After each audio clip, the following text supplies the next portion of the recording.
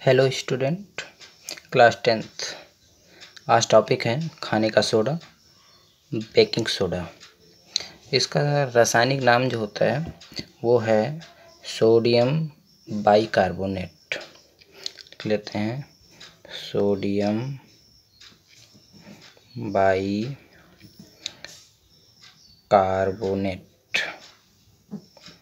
इसका अणुसूत्र NaHCO3। प्रयोगशाला में बनाने की विधि की बात करते हैं तो बहुत ही सामान्य विधि है। जैसा कि आपको पिछले क्लास में पढ़ाया गया था, वीडियो में आपने देखा होगा सोडियम कार्बोनेट बनाने की विधि। तो सोडियम कार्बोनेट जो होता है उसका फार्मूला है Na2CO3। इसके जलीय विलयन में यदि कार्बन डाइऑक्साइड गैस प्रवाहित कर दी जाए तो इससे हमें प्राप्त होता है सोडियम बाइकार्बोनेट। ये सिंपल सा तरीका है। यहाँ पे बैलेंस कर लेते हैं। Na2 2 है, यहाँ पे Na एक बार है, इसको 2 से मल्टीप्लाई कर देते हैं। टोटल को देख लेते हैं। हाइड्रोजन यहाँ पे 2 बार है, 2 है। कार्बन डाइऑक्साइड यानी कि कार्बन 2 हैं, यहाँ पे 1 1 2 हो गए। यहाँ पे ऑक्सीजन की बात करते हैं 2 3 6 हैं, 2 यहाँ पे, 1 यहाँ, 3 और 3 6, यानी कि ये बैलेंस है। तो ये हो गया सोडियम बाइकार्बोनेट बन गया आपका। इसमें अभिकारक के रूप में सोडियम बाइकार्बोनेट के जलीय विलयन को लिया गया है और कार्बन डाइऑक्साइड गैस को प्रवाहित किया गया है। नीचे लिख देते हैं सोडियम कार्बोनेट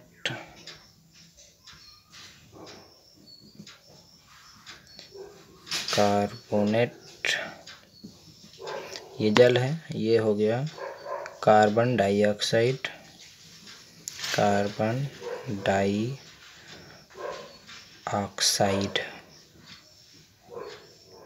ये बना आपका सोडियम बाइकार्बोनेट।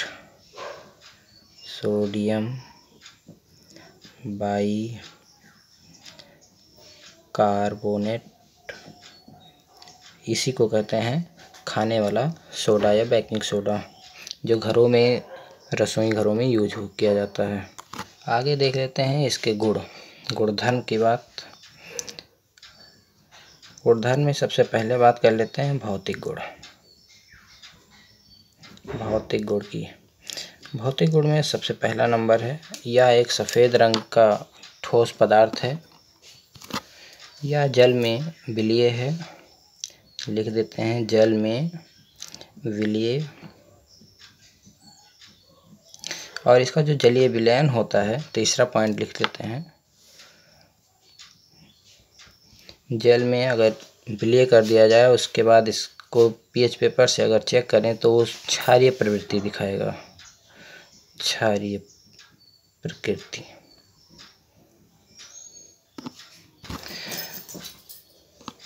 इसके रासायनिक गुण देख लेते हैं। रासायनिक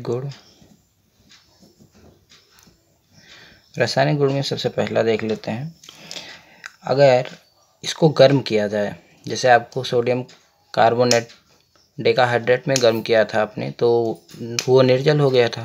तो यहाँ पे अगर इसको हम गर्म करते हैं सोडियम बाइकार्बोनेट को, तो देख लेते हैं क्या होता है। ये हो गया सोडियम बाइकार्बोनेट। इसको करेंगे गर्म, हीट का चिन्ह है, करेंगे तो क्या बनेगा, Na2CO3 सोडियम कार्बोनेट में परिवर्तित हो जाएगा, साथ में H2O और कार्बन डाइऑक्साइड गैस निकलेगी।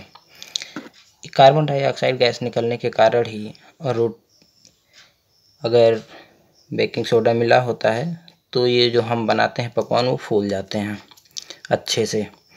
तो यहाँ पे देख लेते हैं, इसको बैलेंस करते हैं। Na2 है, यहाँ पे लिख देते हैं 2। अब 2H हो गए, 2H हो गया।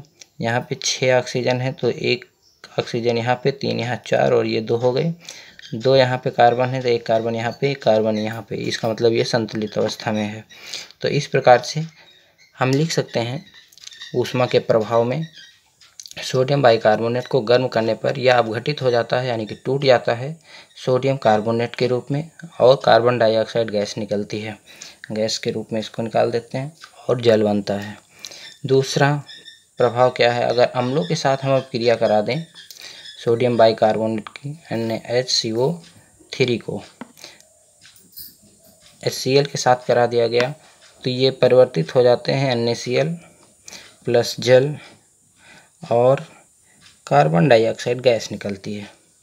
यानी कि ये सोडियम इसके Cl से क्रिया करके लवण का निर्माण करता है, नमक का निर्माण करेगा, सोडियम क्लोराइड बनाएगा, जल निकल जाएगा और कार्बन डाइऑक्साइड गैस के रूप में बाहर निकल जाएगी। इसका उपयोग देख लेते हैं। उपयोग रसोई घर में पकवान बनाने में किया जाता है। ये सबसे पहला पॉइंट है। पकवान बनाने में केक हैं, रोटियां हैं, इन सब चीज़ों में। दूसरा पॉइंट है अभिकर्मक के रूप में, आपको पहले ही बता दिया गया था। अभिकर्मक के रूप में इसका तीसरा पॉइंट, जैसे सोडियम कार्बोनेट का उपयोग किया जाता था अग्निशामक यंत्रों में, उसी प्रकार से इसका भी उपयोग अग्निशामक यंत्रों में किया जाता है। और इसका उपयोग कच्चे दूध में मिला देने से दूध देर तक नहीं फटता है। तो ये अच्छा रीजन है, इसको नोट कर लेते हैं, अच्छा उपयोग है इसका। दूध के फटने की क्रिया को मंद करने में